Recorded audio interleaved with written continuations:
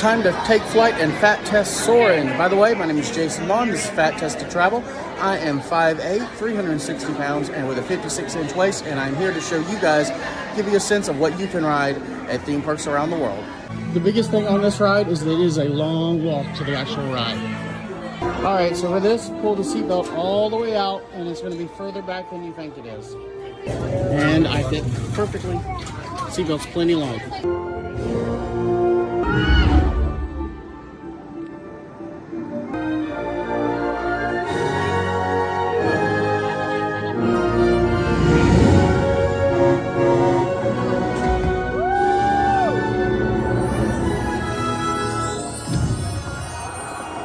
So of course, Soarin' passes the fat test. And if you'd like to know more about what rides pass at Disney, make sure to follow or check out fattestedtravel.com, where you can check out my Fat Tested Travel Guide.